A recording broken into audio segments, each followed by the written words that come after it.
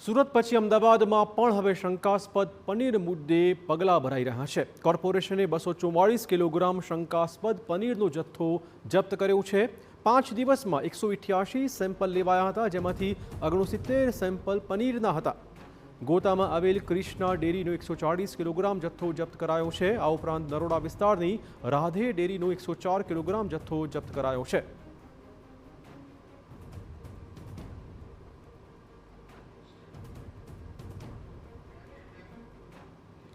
અમદાવાદમાં જગન્નાથ મંદિરની જમીનનો વિવાદ ફરીવાર ચર્ચાના ચગડોળે છે। મંદિરને દાનમાં મળેલી જમીન વિશે સામાજિક કાર્યકર્તાનો આક્ષેપ સામે આવ્યો છે।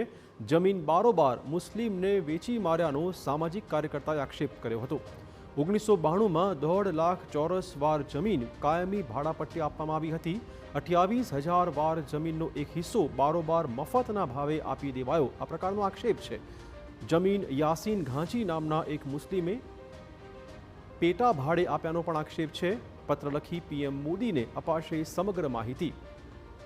જમીન પરત મેળવવા મિસ કોલ કરી લોકોનો અભિપ્રાય પણ મેળવવામાં આવશે। મંદિરનો વહીવટ સરકાર હસ્તક લેવા અને એસઆઈટીની તપાસની પણ તેમણે માંગણી કરી છે। આ મંદિરને 1992માં કોર્પોરેશને જે જમીન આપી હતી, એ જમીન મંદિરના વહીવટકર્તાઓ બારોબાર એની સોદાબાજી કરી રહ્યા છે। ટોટલ 1.5 લાખ ચોરસ વાર જમીન જે છે એ 450 કરોડની જમીન છે, પરંતુ આ લોકોએ એનો એક હિસ્સો જેની બજાર વેલ્યુ 60 કરોડ છે એ 2018માં ફક્ત 7 કરોડમાં વેચ્યો છે। આ રીતે પાછલા બારણે આ લોકોએ કોઈ પણ જાતની મંજૂરી વગર આ જમીન વેચવાનો પેંતરો કર્યો છે અને મંદિરનો વહીવટ સરકાર હસ્તક લેવામાં આવે અને આ કૌભાંડની એસઆઈટી દ્વારા તપાસ કરવામાં આવે એ માટે થઈ અને વડાપ્રધાનશ્રીને અમે આજે એક પત્ર લખ્યો છે। જગન્નાથ મંદિરની જમીનના વિવાદ મુદ્દે સામાજિક કાર્યકર્તા અતુલ દવેનો આક્ષેપ છે કે 28,000 વાર જમીનનો એક હિસ્સો બારોબાર મફતના ભાવે યાસીન ઘાંચી નામના એક મુસ્લિમને પેટા ભાડે આપી દેવાયો છે। બીજી બાજુ જગન્નાથ મંદિરના મહંત દિલીપદાસજી મહારાજે જણાવ્યું છે કે સમગ્ર મામલે કોર્ટમાં કેસ ચાલી રહ્યો છે।